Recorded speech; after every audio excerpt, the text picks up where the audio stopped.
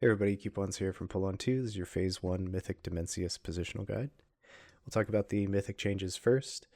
When you first get teleported to the platform, there's going to be 3 ads per side. One of the Mythic changes here is that once the first ad dies, they all have to be killed within 8 seconds of that first one being killed, or else they all full heal. With every Devour cast, there's going to be 2 in P1. You have to be stacked in the center with the tanks, because you have to have all excess mass players from all sides be together for that little purple pool to spawn. And you have to have all excess mass players per side, per your side, to bring down someone who gets shot up in the air with inverse gravity. So, pretty easy Mythic changes. Let's see how it plays out in positioning. Just a disclaimer, this is going to be the 2 Warlock strat. It's kind of not required, but pretty heavily recommended. You have 2 Warlocks to do Phase 1 cleanly for basically one of the really bad overlaps for second Devour. So I'm going to be talking about that. So let's get the fight started. So we get teleported to the platform, and there's going to be the first set of ads that spawn. We're going to slightly spread into our groups and kind of have soft assignments for DPS on these ads to make sure they're all dead cleanly and around the same time. And then specific players are going to be assigned here via weak aura to pick up your specific masses here. And the weak aura, we'll call them out. For left group, there's going to be a front, a back left, and a right. And for right group, there's going to be a front left, front right, and a far. So your weak aura will tell you which one to get. And it's going to be the same one every single time and the same person. So it makes it pretty easy. So once those are dead, killed quickly, we go into the first Devour cast. So the 6 people assigned, 3 on each side, grab them. And we're going to coalesce to the middle for the first Devour cast. So it's pretty easy. Make sure we're all stacked. If the purple circle is slightly misaligned, that's totally fine. Just make sure you're inside. And then we're going to go into the first knockback. Positioning here with the knockback, you kind of want to be on the inner portion of the platform. Tank always needs to be kind of in the center of that purple jewel there to give the groups the right angle to be pushed back. Pushback is pretty strong on Mythic, so obviously just don't get knocked off. Pushback happens, and we get to our sides. This goes right into a Puddle Soak, and so the Puddle Soaks are slightly going to be more strict on Mythic. We want to make sure we are placing them in very specific spots. I'll talk about kind of the different lanes that you want to keep open, but it's pretty much the same as Heroic as far as those lanes go. But here's kind of what a sample spread looks like. Obviously, this is just an example. You want to have both tanks stack in the front center to place one singular pool there. And then you want to obviously have like melee closer to the boss, your healers spread out, etc. And like, for example, on right side there's one range that's kind of far off. That's an example of like an evoker that needs to hit like their deep breath or fire breath on both ads, right? So just assign your players appropriately here. And we get our first set of pools, and then we go into our first soak. During this, the ads are spawned, right? And we want to have, again, soft assignments. Ranged are most likely going to be targeting the far ads, and melee is going to be cleaving on the close ads, making sure both sides of ads die at the same time. And then as soon as we're able to, each side needs to go ahead and do that group soak. And during this group soak, we're going to have the inverse gravity, right? So 2 players are going to get targeted. And we also have players that are assigned to pick up these masses here. The objective with this is if you are assigned to pick up a mass, you do not pick it up until the inverse gravities go out. Because if you get an inverse gravity and you go to pick up the mass, you're going to wipe. Like there's nothing there. So wait for the inverse gravities to go out. If you get it, don't pick it up. There's going to be backups assigned, and a backup will pick up the excess mass.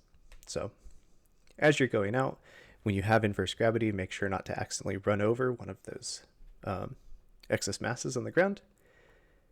We do our soaks, and then the 2 people that are assigned on each side grabs their excess mass, and they coalesce together. And again, you have to have every single person go under a single person to bring them down. So as they're going forward here, you're just going to run with them, get the front person first, and then get the back person. Pretty easy. All right, after that kind of cycle of abilities, we go back into our second knockback, and it kind of repeats itself, right? So we go into another knockback and another set of pulls, and another set of ads. So the spread is slightly different. We still have a couple people on the outside, but we have a majority of the raid like in the outer portion of the arena here. And then we kind of have some melee and tanks up front middle. A good class to assign those front middle ones are like DKs or melee classes that can resist the knockback, because they can just be in position to place those pretty easily with like Death's Advance and stuff. Which you should be running multiple DKs on this fight for P2. All right, so just kind of visualizing what lanes you're keeping open here. Obviously, you're keeping open the area where the circular soak is, and then you're keeping open like the gravity lane for the inverse gravity people, and you're keeping open the gate lane for when you have to gate and coalesce into the center for the next Devour, right? So this is kind of what you're visualizing. So if you have to YOLO a soak somewhere and you're just out of position, try to keep these green spots open, right? And you'll not wipe your raid. Again, we're going to go into the same cycle of inverse gravities.